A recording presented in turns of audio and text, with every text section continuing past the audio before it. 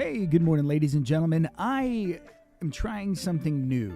I am a Whatnot live streamer in the Book Not category, and I've been wanting to create a YouTube channel for a long, long time. So I'm just going to do it, and I've overthought it, I've overanalyzed it, but I think I'm just going to go live and start yammering on about stuff. So if you don't know who I am, it's totally cool. Again, like I always say, nobody does. My name is Steve the Book Guy. I have a Whatnot store where we, as you can see behind me, I have lots and lots of books. And we do live shows where you can shop the shop and we sit and hang out. It's like having a lit class full of ADD and a guy who cusses a lot.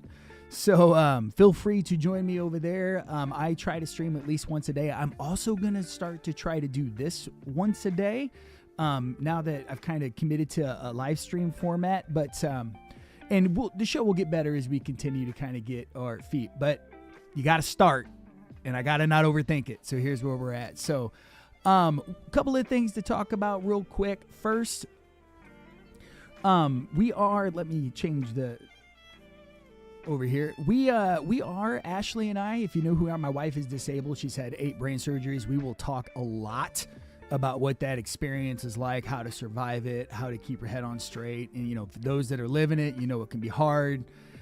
Whether you're the disabled person or the disabled caretaker, it's rough. So, and not a lot of folks, I think, understand how hard it can be. So I'm hoping to use this opportunity to this channel for that reason as well. And the reason why you see the AP on the screen is that my wife and I were recently interviewed for an AP article talking about Coldemort and what we've kind of done to kind of make sure that she's safe, and some of the disability advocacy that we've been involved in, and some of the thoughts surrounding that. And so hopefully that will be out, and I'll come back on and I'll share all that.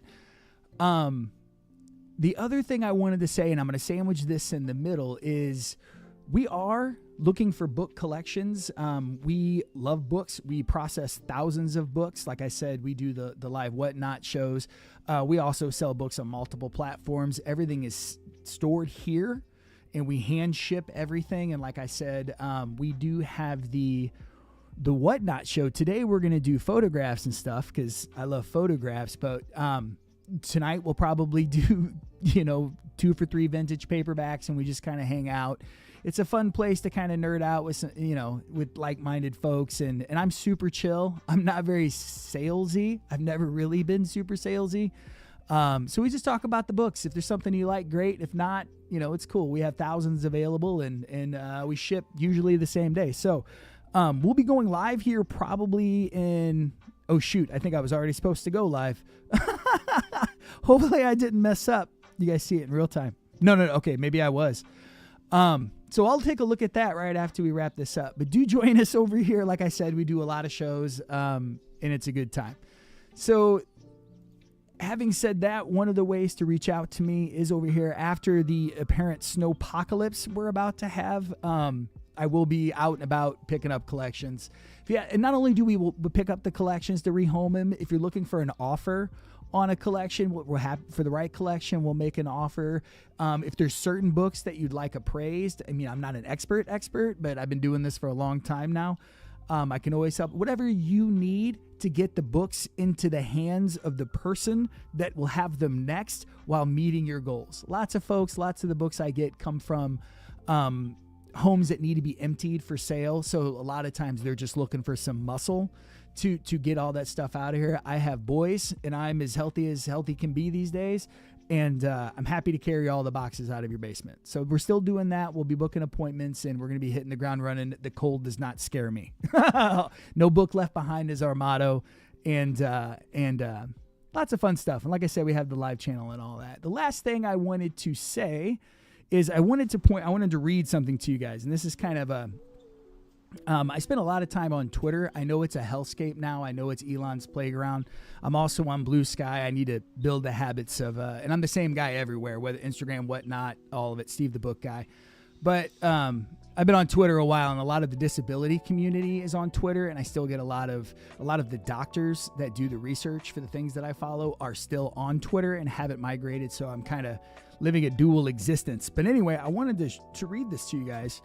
Maybe not the whole thing, but like I said, my wife is disabled, and, living this life for as long as we have, it's a mental game, right? Going into the long stretch. And sometimes, as goofy as it sounds, you can come up with like little sayings to kind of help you reframe your perspective, to kind of help you get through that next day, that next moment, whatever you might need. And let me preface this with this, is we are My Morning Jacket fans. We'll listen to a lot of My Morning Jacket over on the Whatnot channel. But we came up with the phrase because a lot of times, you have to get up and then you're confronted with this existential crisis, whatever that might be for you. And then you kind of have to fight through that mentally. It's like, oh man, I got to be productive today. I have to do the things that I've got to do to improve my situation or not let my situation degrade. And we just kind of ADHD'd into a phrase called My Morning Monsters. And that is kind of what it's like, because when you wake up in the morning, you got to fight these fights. And it's you that you're fighting, your thoughts. And again, so much nuance here. It depends what you have going on. But I just really, really thought that the phrase My Morning Monsters was kind of a neat way to contextualize the battle. And in a way, it really, we'll see how it goes and we'll see if it happens long term. It kind of makes the problems, not that they're don't need to be dealt with, but they do seem more deal withable when you kind of think of them like that. And that might be me. I really like fantasy fiction, sci-fi. I like hero stories and all that. And sometimes when you have a monster to swing at, even if it's your own shitty thoughts, right? It can contextualize it and because it is a battle, and we have to remember that. And sometimes we're going to win the fight, hopefully more than we lose the fight. And this is kind of what all this text here is saying.